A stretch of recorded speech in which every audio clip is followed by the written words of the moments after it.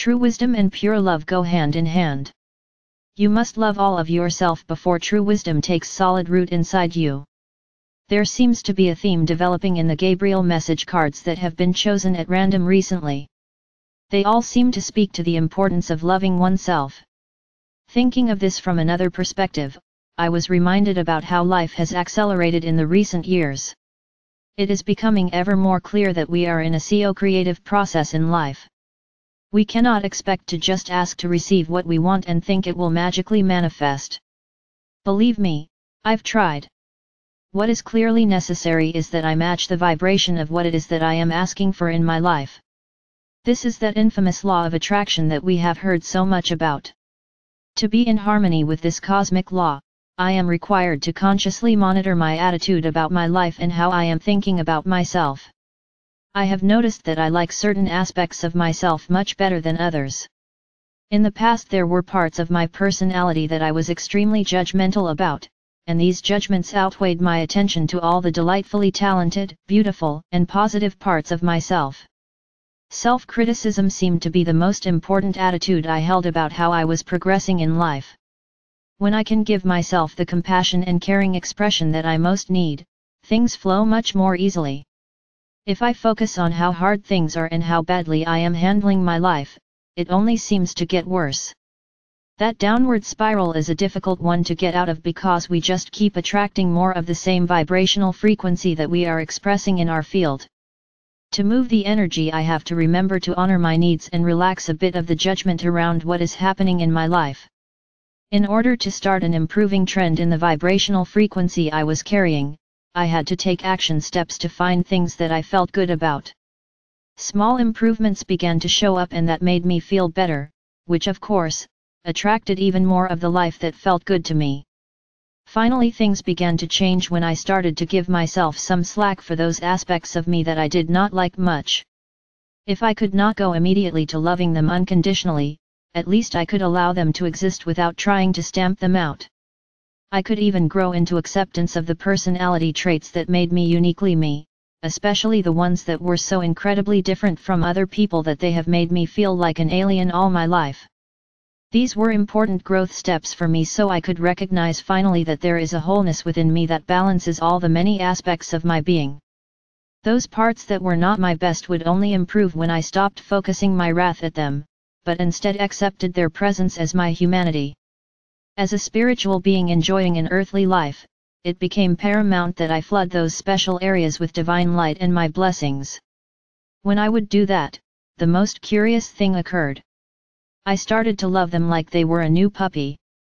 I could accept all that flapping around with too much energy in the wrong places, and begin to look with more kindness at how hard I was trying to be good. Even though we have been told it is wrong and selfish to focus on our happiness, our sense of self does seem to be a key in attracting more of what we want in our life.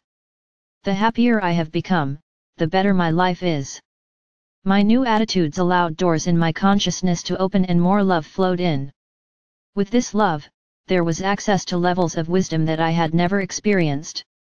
I have not reached the point where I feel aligned to the source of loving wisdom and act from that place always. But at least I know that I am connected to God no matter how it feels. From that awareness, I can do what it takes to bring more love into myself and open the receptor channels so I feel this connection.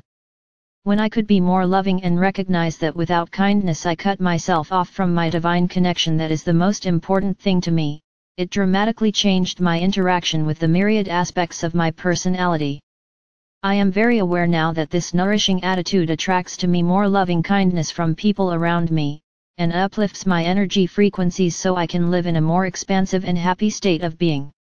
No matter what is going on in my life, bringing in the happy endings I desire always begins with my inner state of loving myself, and for me that really is true wisdom. The Gabriel messages number 17. True wisdom and pure love go hand in hand. You must love all of yourself before pure wisdom takes solid root within you. Dear one, when you receive pure love from your divine source and offer it to yourself, your life will transform. Loving yourself means that you accept yourself as a student of life.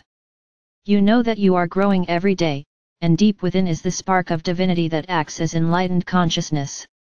Focusing on this place of light will assist it to grow. When the light of divine love grows, it enlightens your mind and heart, so you see your life from a more expanded perspective. This allows you to tap into the graceful flow of the universe and to live in more peace and harmony. Loving yourself includes being able to see the tricks of ego and the aspects of your personality that could be improved. After you see clearly, bless these parts of yourself. This blessing energy will allow the love of God to flow through you. When you do this, your fears will drop away, and you will operate from a more loving heart in every moment. If self-criticism created perfection, you would be perfect by now. It doesn't work that way, so be kind to yourself. You are in a human body on the earth plane to gain an education. Your soul's growth is in the direction of perfection, but it's a process. You are like a lump of coal becoming a diamond. It does no good to hate the rough form and wish it were a diamond. What it takes to grow toward awakening is a step-by-step process, with the proper tools, applied with diligence and care. Recognize your incredible potential to be a diamond. Allow the angels to assist the process of sanding your rough edges. Know it takes some time, and love yourself for caring enough about your world that you want to be the best you can be. Be as patient and caring with yourself as you would with a little child. Hold fast to the light of God within you. Ask for assistance from the angels and trust the process. You are becoming stronger and more beautiful every day. Know you are incredibly loved and you deserve all the good life has to offer. Remember, true wisdom and pure love go hand in hand. You must love all of yourself before pure wisdom takes solid root within you.